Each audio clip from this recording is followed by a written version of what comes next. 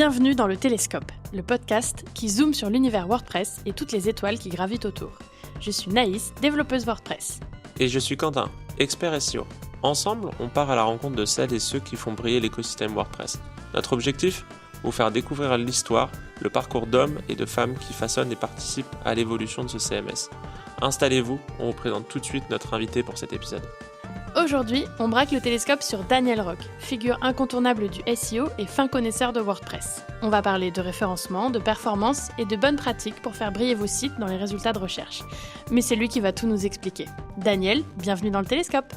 Aujourd'hui, on reçoit Daniel Rock, fondateur de SEO Mix, auteur, conférencier et bien d'autres. Bref, un vrai multicasquette. Bonjour Daniel, merci d'être avec nous. Est-ce que tu vas bien ? Très bien. Ok. Parfait. On est vraiment ravis que tu aies accepté de nous rejoindre aujourd'hui. Pour ce premier épisode en plus. Pour ce tout premier épisode, c'est toi qui... Je démarre les hostilités. Exactement, c'est un grand honneur. Alors tu vas voir, on va commencer soft, histoire de rentrer tranquillement dans le format. Petite question brise-glace pour se mettre à l'aise. C'était quoi ton métier de rêve quand tu étais petit ? Rien à voir, là-bas c'était paysagiste. Okay. Donc vraiment à l'opposé du web. Et puis j'ai fait un stage de paysagiste et je me suis rendu compte qu'en fait la réalité physique, en plein hiver, il faisait froid. Je me suis dit que le web et un ordinateur c'était pas mal. Ok. Bon du coup tu l'as dit, rien à voir. Est-ce que en creusant un petit peu tu vois quand même un lien entre ton métier d'enfant et celui que tu exerces aujourd'hui dans la façon de le faire, dans la rigueur, la créativité, je dirais plus dans le travail. Bosser dans le web, ça demande beaucoup de travail, beaucoup d'heures pour être compétent, pour faire du bon travail, pour que les clients soient satisfaits. Et donc, le petit métier de paysagiste, c'est pareil, il faut bosser, il faut faire ses heures pour faire quelque chose de qualité. Ouais, carrément. Ok. Si on avance un petit peu dans le temps, on a fait nos petites recherches. On a cru comprendre qu'il y a quand même un bon côté gamer, comme pas mal de gens dans la tech. Les stéréotypes ont la vie dure. On a même vu passer un petit blog de jeux vidéo de stratégie, ce genre de choses. Est-ce que ce côté gaming, il existe toujours aujourd'hui ? Quel jeu ? Quel type Alors ouais, je suis toujours un gamer. Donc j'ai beau approcher de la quarantaine, je joue toujours aux jeux vidéo aux grandes dames de ma femme qui me voit passer trop de temps dessus.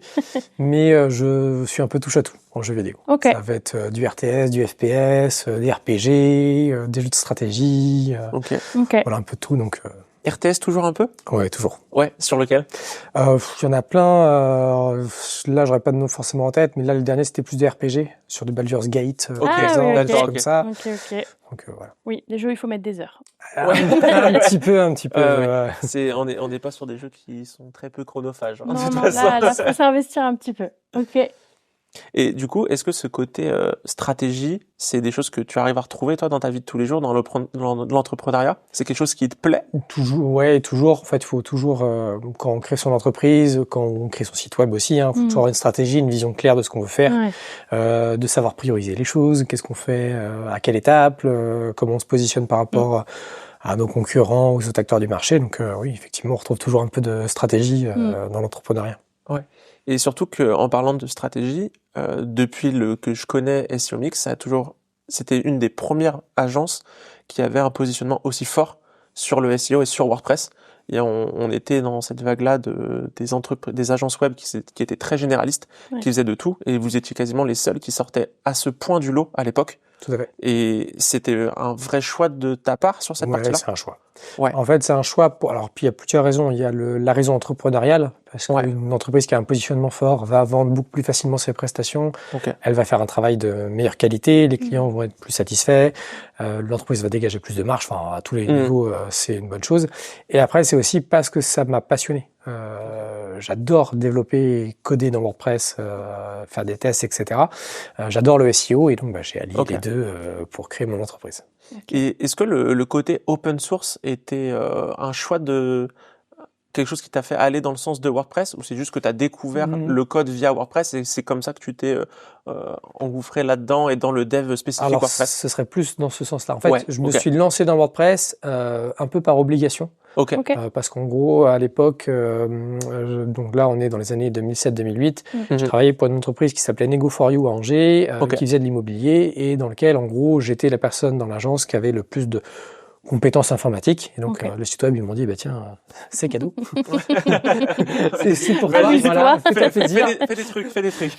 Et donc, c'était un WordPress. Donc, forcément, j'ai mis une première fois les mains dedans. Et mon métier juste après de responsable web marketing pour un site e-commerce, ils avaient le site e-commerce qui était sur un framework sur mesure d'une agence nantaise, framework qui a disparu depuis longtemps. Mais autour de ça, ils avaient un réseau de sites, un réseau de blogs. D'accord, ils avaient déjà une dizaine de sites WordPress. Et ben donc c'est pareil, on m'a dit bah voilà, faut publier du contenu, il faut les mettre à jour, faut les développer en termes de trafic, en termes de business. Donc c'est plus par la force des choses que j'ai découvert. D'accord, mais j'ai bien aimé. Et donc j'y suis resté. Et aujourd'hui, même toujours, SEO Mix a toujours ce même positionnement. Il n'y a rien qu'à changer. C'est toujours les mêmes valeurs. On est l'agence expert du SEO de WordPress. On se spécialise dessus. Alors, ça veut pas dire qu'on peut faire de temps en temps d'autres prestations en dehors. On peut avoir, par exemple, des clients qui vont nous demander une campagne SIA, par exemple. On a des fois des clients qui nous demandent un audit sur un autre framework ou un autre type de site où on est capable aussi de répondre aux besoins. Mais c'est pas notre cœur de métier, c'est pas notre positionnement principal. Nous, l'idée, c'est, vous avez un site WordPress, que vous soyez un tout petit indépendant, une toute petite entreprise ou une très grande entreprise avec des milliers de salariés, c'est vous avez un WordPress et une problématique de visibilité. Et nous, on vient venir analyser ça, donner une stratégie, puis améliorer le référencement. Et toute cette partie SEO Mix, tu l'as lancée seule? Je l'ai lancé seul. En fait, je l'ai lancé à l'époque, donc quand j'étais responsable web marketing du site e-commerce dont je parlais. Je gérais donc les sites WordPress, je gérais le catalogue produit, les newsletters, le SIA, etc. Et le soir, je me suis dit, je vais m'en rajouter un petit peu. Et donc j'ai créé un petit site à la base, c'était pour faire des tests. SEO Mix à la base, c'était le nom et le nom de domaine. Et le site qui a été créé à l'époque, c'était juste pour tester. C'était pour avoir un WordPress dans lequel je peux bidouiller et faire des trucs rigolos. Sauf que j'ai commencé à publier des articles et puis après ça a entraîné tout le reste, quoi. From side project, tout. Exactement. Le side project qui prend beaucoup de temps, donc le soir et le week-end, et puis à un moment donné, on peut plus faire deux métiers en même temps, donc je me suis mis à plein temps, et puis après, ça a grossi, puis voilà. Vous êtes combien aujourd'hui? Là, on est 6 aujourd'hui. Donc on est une agence, on n'est pas les très grosses agences. Ça reste à taille humaine. Ouais, exactement. Mais on essaie justement de garder une taille humaine, notamment pour pouvoir développer notre expertise. Parce que le plus gros risque qu'on peut avoir, nous, ça va être de grossir et de devenir généraliste, ce qu'on veut surtout pas. Et transmettre la compétence, ça prend du temps. Enfin, accueillir un collaborateur, le former au SEO, le former à WordPress, aux deux en même temps, et aussi à la relation client, au livrable client. Enfin, voilà, ça prend du temps. Donc, si on grossit vite, c'est impossible pour moi de faire du travail de qualité. Surtout qu'on voit bien, avec les connaissances qu'on a qui ont des agences comme ça, on voit que dès qu'on arrive à passer les 10, 12, c'est vraiment un autre métier et c'est une autre organisation que tu mets en place et t'es plus du tout sur les mêmes logiques. Et d'ailleurs, est-ce que toi, ça t'arrive encore de mettre les mains dans le cambouis un peu? Toujours. C'est quelque chose que tu veux pas du tout laisser? Je veux pas laisser parce que pour développer la stratégie des SEO Mix, il faut que je sois encore compétent dans ce que je fais. J'ai aussi, au sein de l'agence, c'est moi qui gère toute la partie formation. Donc, on donne des formations sur le maillage interne, sur le référencement naturel de WordPress, sur des choses comme ça spécifiques. Et donc, si je veux être un bon formateur, faut que je mettre les mains dedans. Il y a pas le choix. Un bon formateur qui garde juste ses acquis, on sait que ça évolue vite, donc je garde encore les mains dedans. Et ce qui est pas mal, parce qu'avec mes collègues, on peut vraiment parler métier. Je suis pas juste le boss qui donne des ordres. On peut parler du boulot. Tu vois toujours ce qui se passe. Exactement. Tu es encore très connecté au terrain. Et sur cette partie agence, on sait que c'est souvent des rythmes qui sont assez durs, où on a des impératifs clients et des rendus, etc. Est-ce que vous arrivez à trouver du temps encore pour faire de la R&D sur des outils internes ou alors la R&D, oui et non. R&D au sens faire vraiment des tests poussés. Donc on est une petite agence en termes de nombre, on fait pas non plus de la R&D à longueur de journée, parce qu'il faut bien produire le travail pour les clients, etc. Par contre, on a une vraie, ça c'est une des vraies valeurs des SEO Mix depuis le début, c'est la veille continue et ce partage de connaissances entre nous. C'est-à-dire que, donc, un peu comme beaucoup d'entreprises, on a un chat interne dans lequel on partage notre veille. En fait, nous, après, on fait de ce chat-là des veilles internes. Donc, on a des réunions dédiées à que de la veille. Vraiment un moment où on est juste autour d'une table et puis on dit, tiens, j'ai vu ça. Il y a tel outil, ça c'est cool, ça j'ai testé, ça marche pas, ça j'ai testé, ça fonctionne très bien, etc. Pour vraiment avoir cette notion de partage entre nous. Et après, en plus de ça, on va rajouter des sessions de formation interne ou externe. Donc, soit on fait venir un formateur de temps à autre sur un sujet précis dans lequel nous, on n'a pas les compétences. Ou alors, en interne, il y en a un qui va dire, par exemple, moi, je veux monter en compétence, par exemple, sur le logiciel Screaming Frog, par exemple. Et il y en a un autre dans l'agence qui dit, moi, je le maîtrise très bien et on organise une session interne. dans lequel l'un de nous forme tous les autres pour monter en compétences en continu. Donc, très cool. Voilà, on s'amuse bien. Ouais, puis ça fait une vraie valorisation des compétences qui sont déjà en interne, plus, et de partage des connaissances, c'est top. Non, c'est hyper important, surtout que c'est bien de le partager comme ça, parce que la veille, ça prend du temps, c'est hyper chronophage, et on pourrait passer son temps à faire de la veille. Donc, oui, clairement, surtout dans le domaine. Il faut vraiment arbitrer ces moments de veille et de prod carrément. Et après, du coup, SEO Mix, il y a aussi plus récemment, même si ça commence à faire un moment maintenant, où vous avez carrément développé un outil dédié à WordPress, SEO Key et au SEO, du coup, forcément. Et comment ce choix est arrivé de développer un plugin vraiment et un produit, Alors, à la base, on l'a fait pour nous. C'est-à-dire qu'on n'avait pas développé SEO Key au tout début, en tout cas, on l'avait fait pour nous dans le sens où on en avait marre des autres extensions SEO. C'est plus, elles ne convenaient pas à nos besoins. Elles ne convenaient aussi pas aux besoins de la plupart des utilisateurs chez nos clients, en fait, de la façon dont ils les utilisaient. Donc, on l'a développé d'abord pour nous, et puis on a aussi choisi un positionnement qui est un peu différent des autres extensions SEO. C'est-à-dire que on va fournir les fonctionnalités dont n'importe quel WordPress a besoin. Donc là, pour le coup, de base, comme les autres extensions, on va gérer les balises canoniques, les fichiers sitemap, les balises title, métadescription, enfin voilà, le classique. Mais par contre, nous, notre axe, c'est être capable de dire à l'internaute ce qu'il doit faire, quelle est la prochaine action qu'il doit faire pour améliorer son SEO. Et donc, on a développé tout un système d'audit qui va scanner tous les contenus du site WordPress d'un seul coup pour donner des préconisations. On va se connecter à la Search Console pour essayer d'adapter notre conseil. Par rapport aux mots-clés qui ressortent sur telle ou telle page. Exactement. L'exemple typique que nous on avait sur nos clients avec Yoast, Yoast leur disait faites ci dans votre contenu, sauf qu'ils étaient déjà premiers en fait sur le mot-clé qu'ils voulaient cibler. Donc le conseil, si on ne prend pas en compte le positionnement réel qui est obtenu, les conseils, on va dire sémantiques classiques, n'ont aucune valeur en fait. Donc voilà, on a voulu faire ça et après on a voulu, là c'était plus pour nous aller au plus simple. C'est-à-dire, on va faire un paramétrage en un clic, des optimisations SEO en un clic. Enfin, l'idée, c'est de gagner du temps et de pas refaire le même paramétrage.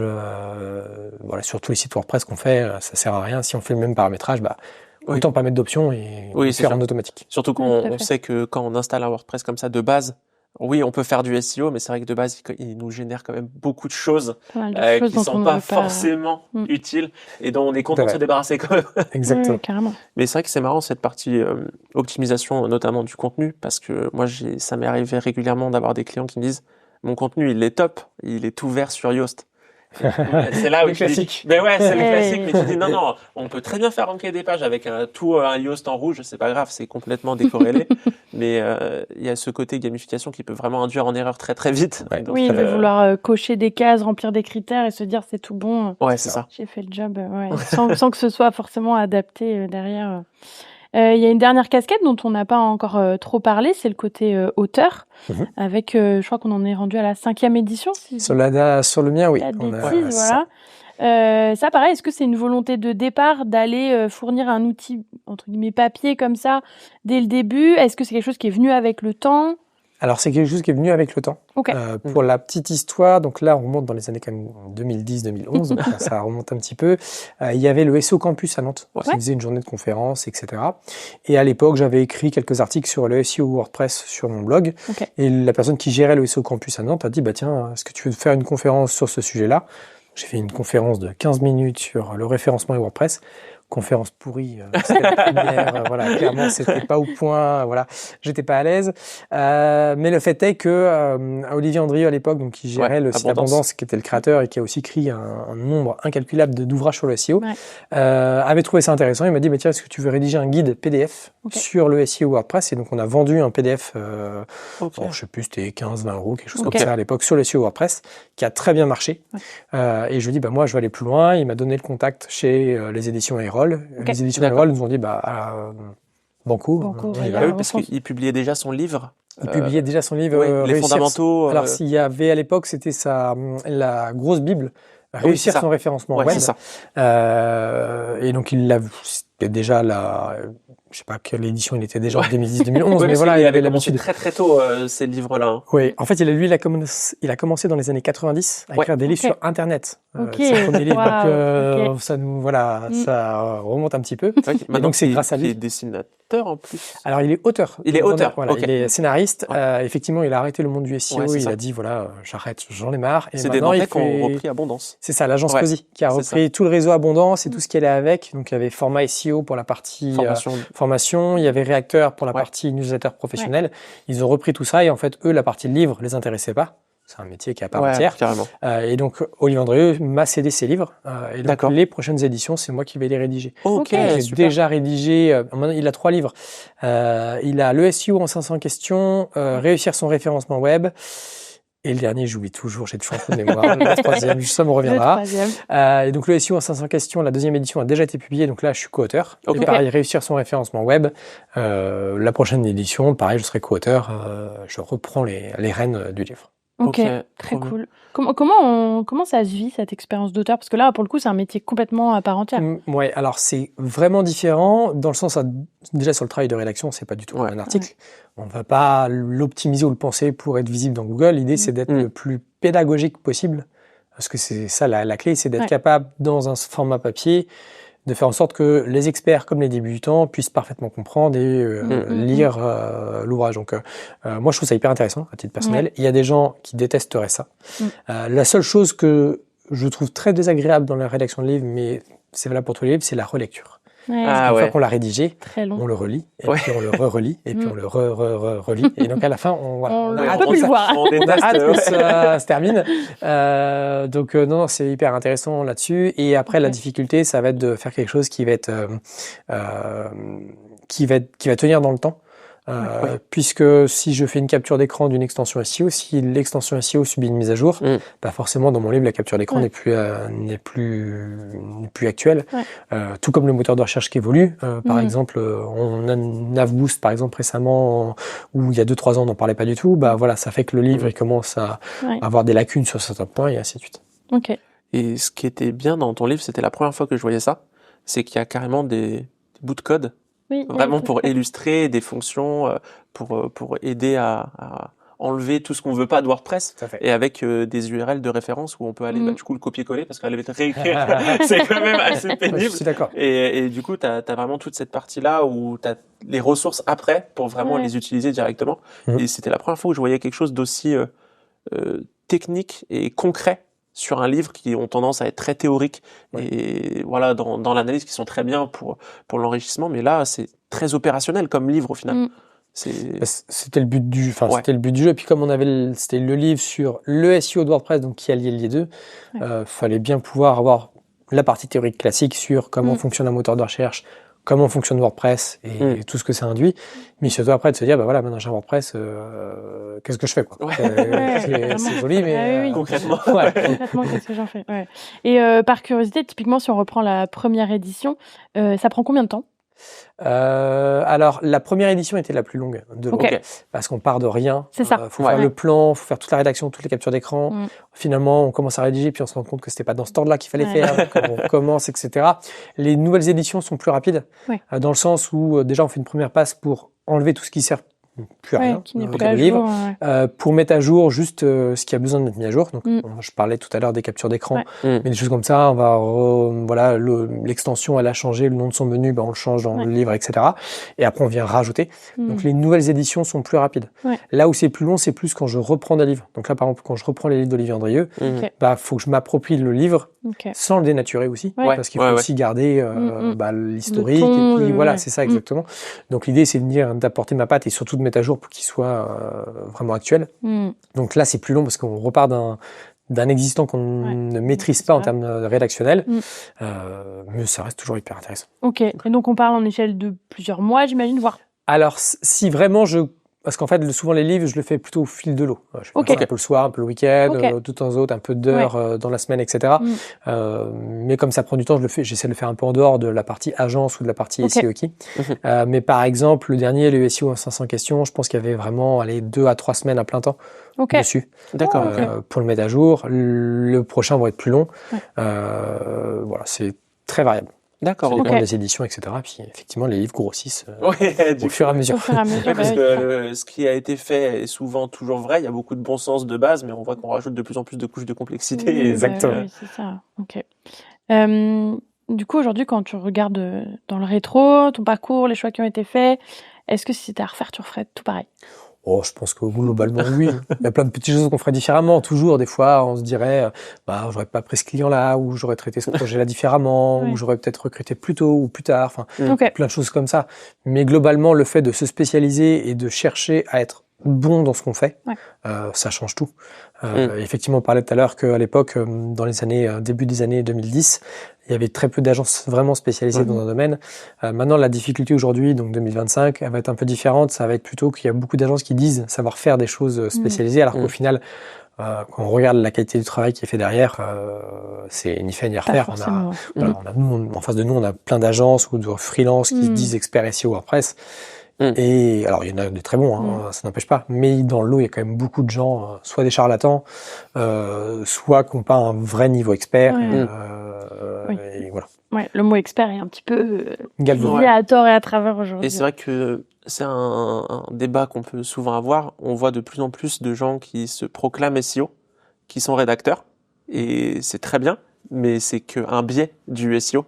Et du coup, c'est vrai que quand tu prends un peu de hauteur, des fois, c'est vraiment dur de distinguer un peu tout ce corps de métier. Sur le SEO, c'est hyper large. On est au milieu de plein de choses. Et moi, j'ai travaillé avec des SEO qui sont spécialisés contenu. Mais on se cannibalise pas, il n'y a pas de souci, quoi. Chacun son expertise. Chacun son expertise et on peut tous travailler ensemble. Un SEO qui est dédié popularité et tout, il va encore avoir ses propres outils, ses propres façons de faire. Et c'est vrai qu'on a cette tendance-là à avoir un peu de rédacteurs qui arrivent, qui disent expert SEO, mais c'est encore un peu plus profond que ça. Non, c'est vrai que c'est une vraie difficulté du métier. Et c'est encore plus difficile pour les prospects et les clients de savoir faire la part des choses, de savoir comment est-ce que je vais choisir telle agence ou telle agence, parce qu'elles connaissent pas le métier.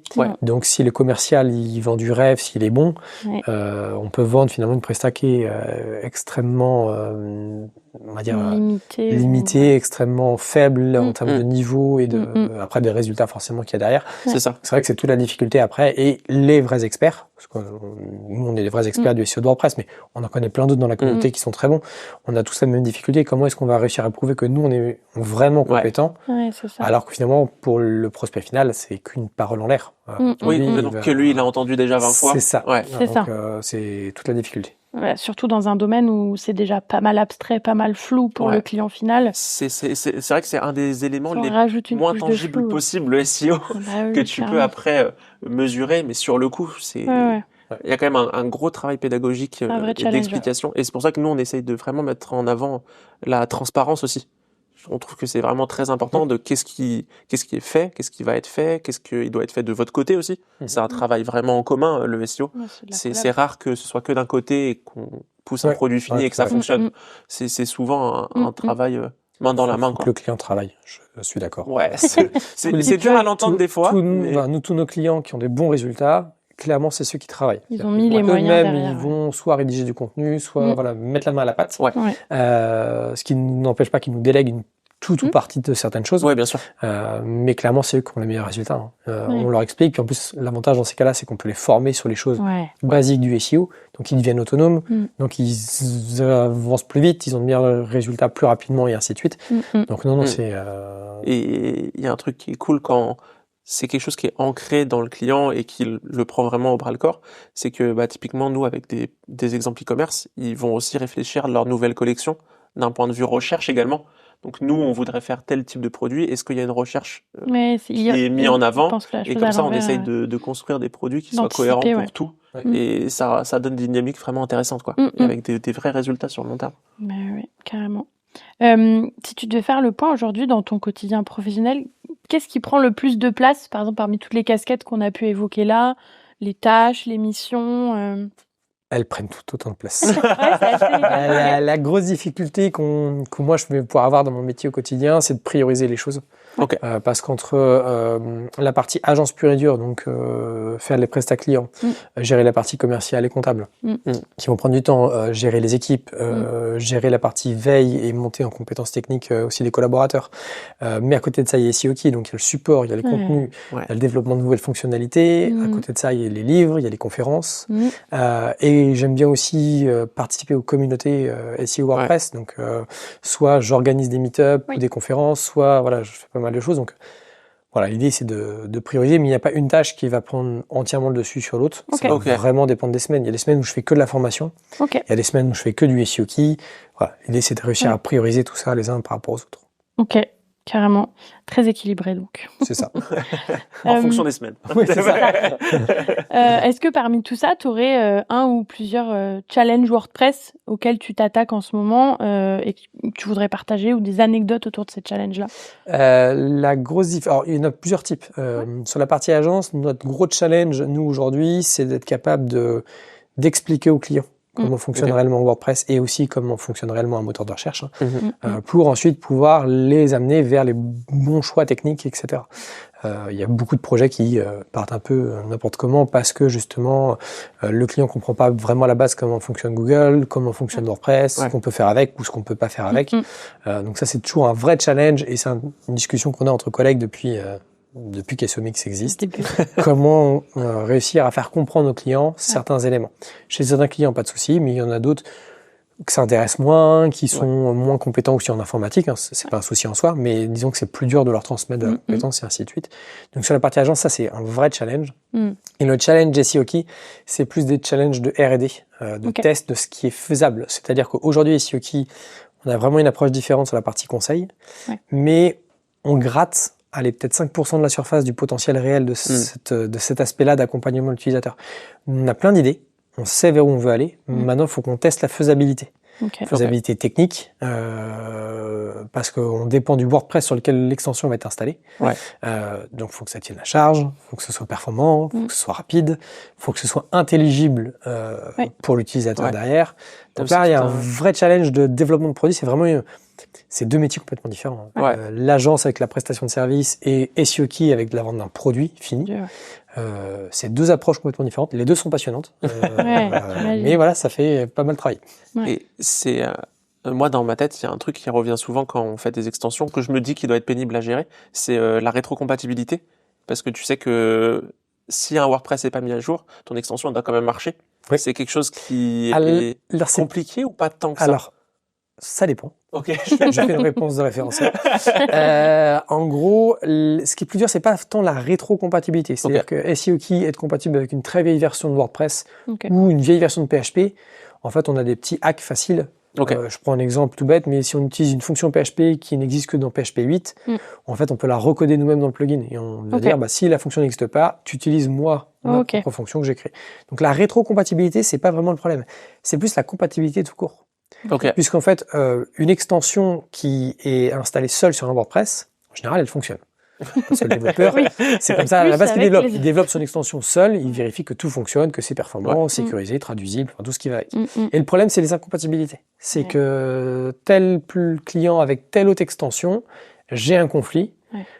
Et donc c'est tout un tas de cas particuliers qu'il va falloir résoudre parce que le client forcément ça marche pas donc il veut qu'on arrive à résoudre le problème et dans nous aujourd'hui au support quand il y a un bug SEO Key, dans 90% des cas c'est pas nous le bug, c'est qu'en fait l'extension qu'ils utilisaient a mal codé sa fonction, ne l'a pas codé de façon native, mais le problème c'est que c'est toujours l'extension installée en dernier qui est fautive. C'est-à-dire que dans n'importe quel domaine, vous installez une extension de formulaire de contact pour le temps de chargement, pour la sécurité, ce qu'on veut, vous l'installez, il y a un bug, vous dites c'est de sa faute. Mais si ça se trouve, en fait, c'est pas de sa faute parce qu'elle code bien. C'est juste que par contre, comme elle va rentrer en symbiose, va travailler conjointement avec une autre extension qui, elle, fait n'importe quoi, c'est là où ça part un peu n'importe comment et après, il faut faire comprendre au client final, non, en fait, c'est pas de notre faute à nous. C'est cette extension ou ce thème qui fait n'importe quoi. Et donc nous après on fait un patch quand même parce qu'on on est obligé de donner une solution, mais on essaie de leur expliquer mais en fait c'était pas de notre faute, on a fait un patch, mais normalement on n'aurait jamais dû faire ce genre de patch. Et si vous regardez un jour fouillez dans le code des extensions les plus connues au monde, on a tous un petit dossier avec les exceptions ou tous les cas particuliers. On fait tout ça en fait, on a des patchs pour se patcher notre code à nous avec un autre code qui est mal conçu. Ah ouais, c'est hyper intéressant.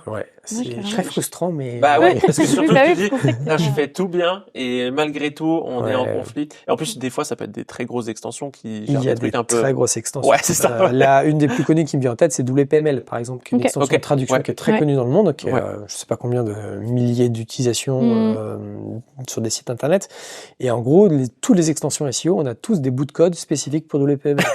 Parce qu'on est obligé de faire un code spécifique parce que cette extension, elle a codé de telle ou telle façon certains éléments. Et donc, Et il y a rien qui est fait de leur côté à eux. non.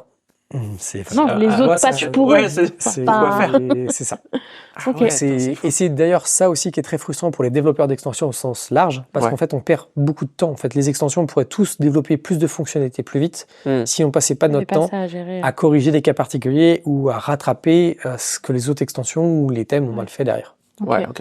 Donc, Et Vas-y. du coup, avec SEOkey, est-ce que quand vous faites vos tests, vous avez par exemple une pool d'applications, d'extensions avec lesquelles vous allez chercher Ouais, la tout à fait. compatibilité et tout on a, tester en même on a temps? une petite batterie de tests unitaires. Donc Ok. déjà, c'est des tests automatiques qu'on lance et Ouais. qui vont nous dire déjà certaines choses. Ensuite, on a des installations types. Avec un WooCommerce, avec un WPML, avec un Polylang, avec un Easy Digital Downloads, en fait les grandes extensions qui existent. Ouais, Ok. ok. Pour vérifier la compatibilité, globalement sur les grandes extensions ça se passe bien. Les page builders nous font... Embêtent un peu. Ouais, c'est un peu plus... Enfin ça dépend lesquels, comme toujours. Hein. Oui, mais- Certains Elementor ça se passe très bien pour se greffer dessus. Ok. Un WP Bakery ou un Divi, c'est beaucoup plus compliqué. Ok. Et justement, j'allais te demander si c'est plus les extensions qui peuvent poser problème ou les thèmes, ou en fait c'est vraiment la façon dont c'est fait. Il y a C'est pas de la façon dont c'est fait. Ouais. Ouais. Il y a pas de. Non, puis c'est Des règles. le développeur du thème et des autres extensions. Souvent, en plus, ce qui était le cas moi au tout début, mais quand on se met à coder dans WordPress, c'est un code qui est assez facilement accessible. Même quand on n'est pas développeur. Moi, à la base, j'ai pas du tout de formation de développeur, et pourtant, je sais développer un site de A à Z, une extension de A à Z maintenant. Mais donc, comme c'est facile d'accès, on a souvent tendance à faire un peu n'importe quoi, ou ne pas avoir la mécanique ou la logique WordPress, ne pas comprendre comment le CMS fonctionne.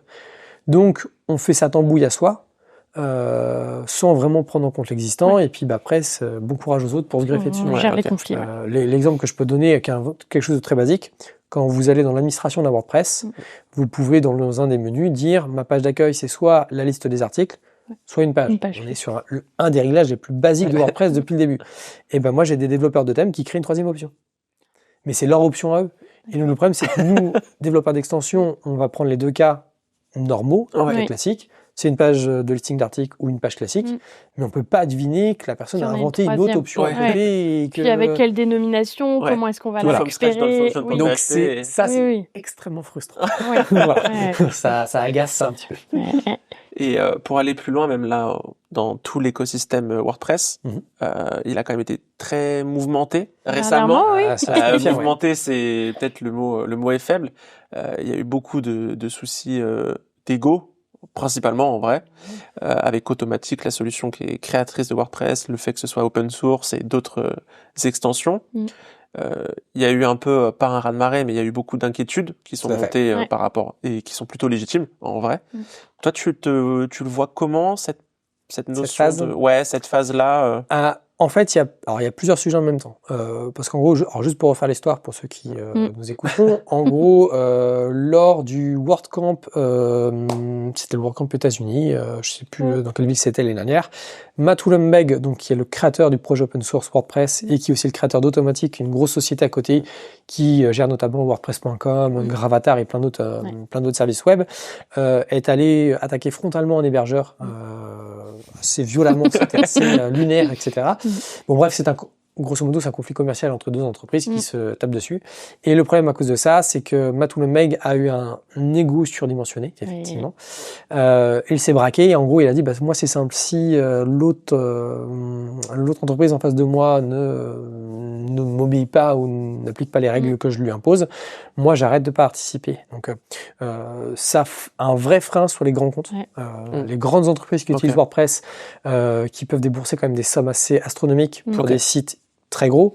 Par exemple, le site de la Maison Blanche, il est sur WordPress. Dassault Aviation est sur du WordPress.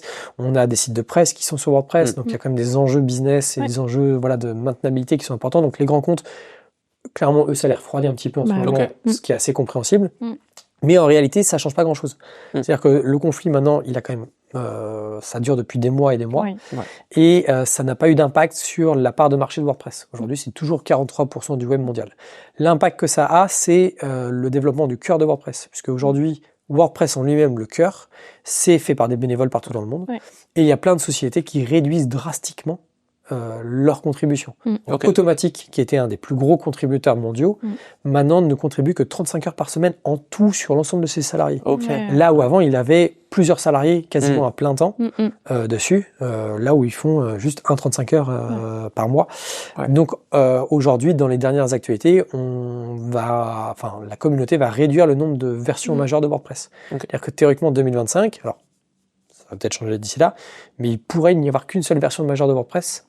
Là où les années précédentes, il peut y en avoir 3, 4, des fois un peu plus même. Donc ça fait un frein sur le développement du cœur. Par contre, les développeurs d'extensions et thèmes, on vit notre vie. En fait, nous, on va continuer à créer de nouveaux plugins, de nouveaux thèmes, à les mettre à jour, apporter de nouvelles fonctionnalités. Elementor, WooCommerce, WPML, Polylang, CQPress, enfin, toutes les extensions, quel que soit leur credo, leur fonctionnalité, elles vont continuer à se développer. Donc là-dessus, en tout cas, les utilisateurs, ils ont aucune crainte à avoir là-dessus. Voilà, WordPress va pas disparaître. Le projet est devenu tellement gros aujourd'hui et porté par une base open source qui fait que c'est plus dépendant d'une entreprise quoi qu'il arrive.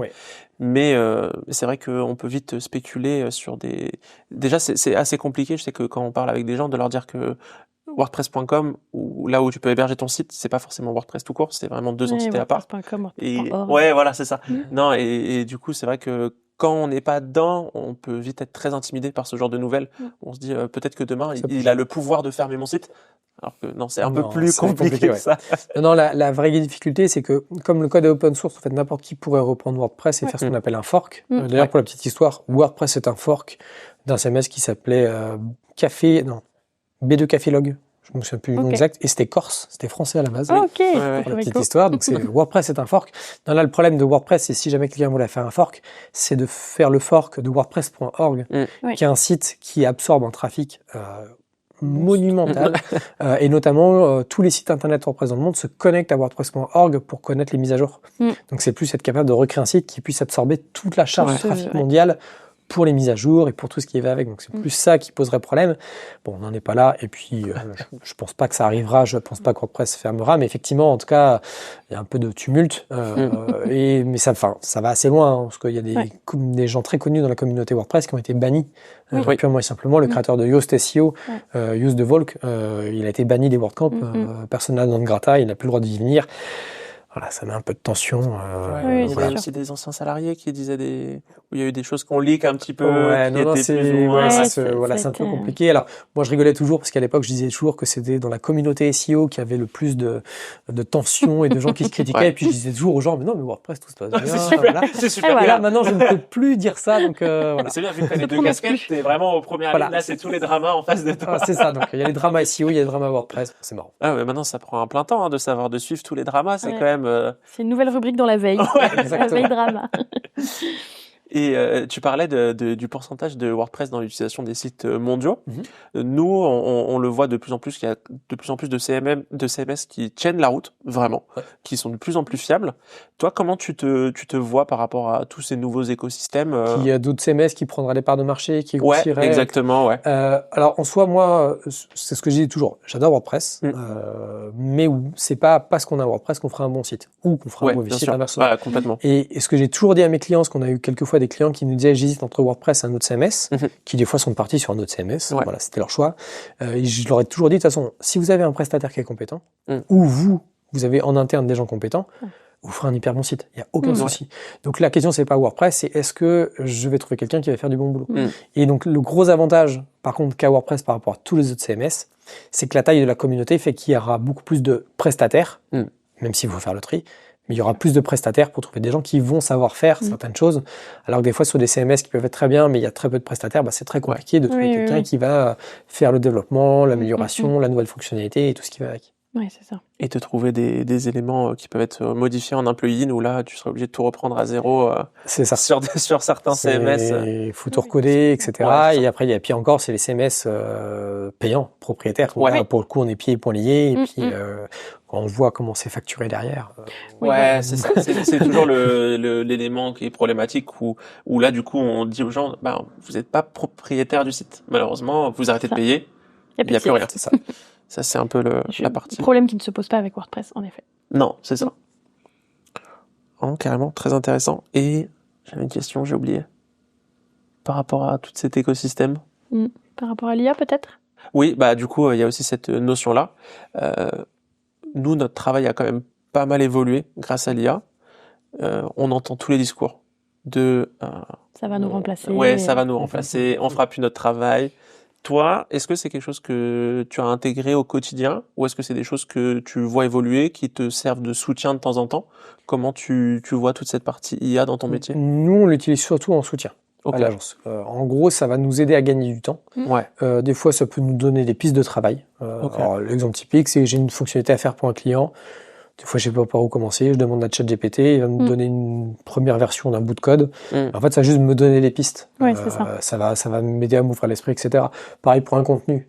J'ai à peu près l'idée du contenu que je vais rédiger. Je demande à l'IA aussi de me dire, tiens, comment tu l'aurais rédigé, qu'est-ce que tu as mis dedans. Il va me donner plein d'autres idées à rajouter, à affiner, etc. Mais je ne crois pas au remplacement des gens compétents. Ouais. Si par contre c'est pour faire du volume, là l'IA va remplacer les gens. Par exemple, les rédacteurs de contenu, si je prends ce métier-là, qui faisaient du contenu en masse et un maximum de contenu en un minimum de temps, l'IA peut les remplacer du jour au lendemain. Malheureusement, eux, voilà. Par contre, des rédacteurs qui sont compétents, qui rédigent bien, qui connaissent leurs produits et leurs services, clairement, non, l'IA va pas les remplacer. Mais l'IA, par contre, peut leur faire gagner beaucoup de temps. C'est toujours c'est toujours la même chose. On organisait, nous, la semaine dernière, un des meet-up WordPress de Nantes, on discutait entre développeurs, c'est le même principe. Le code fourni par une IA, clairement, c'est pas factorisé, c'est pas sécurisé, c'est pas traduisible, des fois ça marche tout simplement pas. Voilà. Donc on est très loin d'un remplacement potentiel d'un développeur, mais ça peut faire gagner du temps au développeur. Qui va permettre de gagner du temps sur certaines tâches, des fois moins intéressantes ou ainsi de suite. Ouais, c'est un bon compagnon. Ouais. Exactement. Donc, et on en revient souvent à la notion de valeur ajoutée. On se dit qu'en fait, si on a un risque d'être remplacé, c'est que déjà de base, on ne propose pas une valeur ajoutée qui soit spécialement intéressante.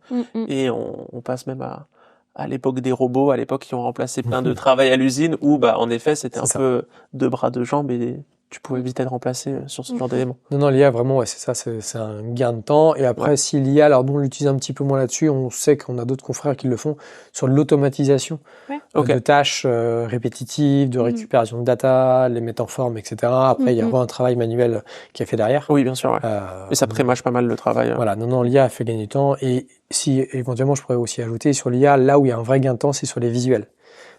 Ça remplacera pas un graphiste, c'est pareil. Clairement, un graphiste avec sa patte, sa créativité, ça remplacera pas. Par contre, j'ai besoin de faire un visuel basique, dans un cas où je n'aurais pas fait appel à un graphiste de toute manière. Là, l'IA, c'est une vraie aide. J'ai besoin de faire un schéma, par exemple. Il y a des IA qui le font très bien. Je n'aurais pas fait appel à un graphiste pour ça, parce que dans ce besoin-là, j'ai pas eu besoin. Donc voilà, ça fait gagner aussi du temps ou permettre de faire des choses un peu différemment. Oui, parce qu'il y a aussi pas mal de gens qui se disent tu aurais pu utiliser un graphiste pour faire ça, donc en fait tu as volé la place d'un graphiste. En fait, c'est juste des éléments où dans tous les cas, tu n'aurais jamais fait appel à un graphiste. Exactement. Et juste du coup, tu peux permettre un contenu de meilleure qualité grâce à ça, mais en fait, tu n'as volé le travail de personne, c'est juste qu'il n'y avait pas le budget pour et ça change rien. Et puis encore, c'est que faut bien comprendre que l'IA aujourd'hui, la manière dont elle fonctionne, c'est des maths, c'est des calculs de probabilité, donc ça ne peut rien inventer de neuf. Ça peut donner l'impression d'avoir quelque chose de neuf ou d'original, mais si vraiment un jour on se dit tiens, dans mon secteur d'activité, je veux devenir le leader et donc je vais rédiger les meilleurs contenus ou faire les meilleurs produits ou services dans ce domaine-là, l'IA pourra jamais en fait battre un humain. L'humain qui maîtrise son métier fera toujours mieux que l'IA. Par contre, il le fera plus lentement. Oui, c'est ça. Oui, parce que l'IA va juste agréger les top contenus et en tirer une conclusion, mais elle se sert pas réfléchir à l'extérieur de cette notion-là. quelque chose de neuf. Et par rapport à l'IA, justement, il y a aussi tout un sujet autour de la façon de s'en servir. Aujourd'hui, collège, lycée, ça utilise l'IA, mais pas forcément de façon efficace, donc avec des résultats médiocres ou moyens. Est-ce que chez SEO Mix, il y a, je sais pas, de la formation, ou est-ce que c'est inclus peut-être des fois dans des moments de veille? C'est plutôt dans les moments de veille, de partage, on montre un peu les prompts que chacun a pu faire, etc. Okay. Mais après, l'utilisation de l'IA, on est bon à l'IA si on est bon dans ce qu'on demande à faire à l'IA. Ce que je disais, si je demande du code à ChatGPT, par exemple, pour prendre cette IA-là, le code sera bon si moi je sais faire le bon prompt et de lui demander de la bonne façon et aussi de lui dire de se corriger. Je lui dis plein de fois, non, fais ça comme ça, t'as oublié ça. Voilà, mais si on n'est pas développeur soi-même, on le verra pas, en fait, on va pas se rendre compte qu'il y a une erreur dessus. Juste faire un copier-coller et se dire, ça marche pas. Ça marche pas. Qu'est-ce que je fais d'autre derrière? Exactement. Ok. Et est-ce que, même du coup, sur la partie produit, c'est des choses que vous voulez inclure en fonctionnalité pour SEO Key, ou aujourd'hui pas encore? Alors oui et non. Okay. En fait, il y a plusieurs problématiques. D'abord, une problématique de coût. C'est-à-dire que si j'intègre l'IA dans SEO Key, ça veut dire que la personne... OpenAI, etc. Et voilà, il faut absolument qu'il y ait une notion de budget, et donc il faut forcément payer des comptes parce qu'on ne peut pas utiliser les API juste gratuites et limitées pour avoir une vraie utilisation. Et ensuite, toutes les extensions concurrentes aujourd'hui ont mis des fonctionnalités IA, ce qu'on n'a pas encore fait. Et en fait, on s'en fiche parce qu'en fait, elles mettent des fonctionnalités IA, sans prendre en compte le besoin réel qu'il y a derrière. C'est-à-dire que mettre une fonctionnalité IA parce que le client l'a demandé, si ça s'intègre pas dans une stratégie globale de comment est-ce que je lui demande à l'IA de travailler et comment je vais guider l'utilisateur sur comment il doit utiliser cette IA, ça n'a strictement aucun intérêt. Et il y a des gens, nous, aujourd'hui, dans les utilisateurs des SEO Key, et c'est un vrai travail, faut qu'on leur explique c'est quoi un mot-clé, tout simplement, comment on rédige un bon contenu, comment on l'intègre correctement dans son WordPress, donc toutes ces notions beaucoup plus basiques. Et en plus, ça c'est vrai pour des petites entreprises comme des grands comptes. On travaille pour des grands comptes qui ont les mêmes problématiques que le petit freelance du coin. Donc l'IA, oui, on l'intégrera à terme, mais il y a 20 000 autres choses à faire avant. Clairement, c'est sûr et certain. Très haut dans la to-do. C'est ça, ça fait partie de la to-do. Et puis, comme je le disais, dans un développement de produit, quand on développe une extension de WordPress, on ne sait pas sur quel hébergeur on va être. On ne sait pas quelles sont les autres extensions. Est-ce que c'est un gros site, un petit site? Donc, il y a des notions de montée en charge, de scalabilité, de compatibilité et de tout ce qui va avec. Ok. Très clair. Écoute, je pense qu'on a fait un bon tour déjà. Merci pour ton passage. Et avant, est-ce que tu as un petit mot ou une petite phrase comme ça pour résumer ton passage ici? C'était en tout cas un très grand plaisir d'être là, surtout pour la première. Donc un grand honneur et un vrai plaisir toujours d'échanger là-dessus. Et pour revenir un peu sur mon métier, etc. Parce que j'ai toujours aux gens, faites des tests, bidouillez, c'est comme ça que vous apprendrez le métier, à la fois sur du WordPress pur et dur, sur du référencement naturel, et que vous montrez en compétences. Ayez des side projects. Exactement. Un site de test qu'on peut casser, ça c'est... Voilà. C'est mieux. Et est-ce que tu aurais une reco perso d'un podcast, un outil, un contenu ou même une série qui t'a marqué récemment et que tu nous conseillerais d'aller voir? Une série Black Mirror que j'aime beaucoup, le SF un peu dystopique, avec des épisodes plus ou moins perchés, des fois qui rejoignent le web d'ailleurs, donc c'est assez intéressant. Donc, si vous aimez bien la SF, allez-y. Carrément. Et en outil, évidemment, SEO Key. SEO Key. Bien entendu, SEO Key. Je suis mauvais élève, c'est là où les réflexes sont durs quand on est habitué à un outil, il faut se forcer pour désapprendre et aller sur un autre. Et puis tester d'autres outils. On y passe gentiment. Et une reco pour un prochain invité? Est-ce que tu aurais quelqu'un en tête? Alors tout dépend du sujet. Sur du WordPress, Alexandre Bortolotti de la Marmite, qui est très intéressant. Julio Potier de CQPress, très intéressant aussi. Elise Lohim sur Opcast. Donc là, c'est sur la qualité web au sens large aussi. Pareil, c'est assez passionnant. En tout cas, c'est les trois qui me viennent en tête là-dessus. En SEO, il y en a plein de référenceurs. En SEO, ils sont tous spécialisés des fois dans le domaine, etc. Je vais beaucoup aimer Paul Sanchez, par exemple, en référenceur qui est vraiment intéressant. Après, ça va être des référenceurs américains. Alors, certains sont décédés malheureusement et qui étaient vraiment passionnants. Mais voilà, il y en a plein de gens intéressants. Non, mais c'est ça. Puis voilà, chacun a son domaine de prédilection, ce qui fait qu'ils sont bons et qu'ils sont intéressants. Donc, faut pas hésiter. Très bien. Super. Merci beaucoup, Daniel. Merci pour l'accueil. Merci. Salut.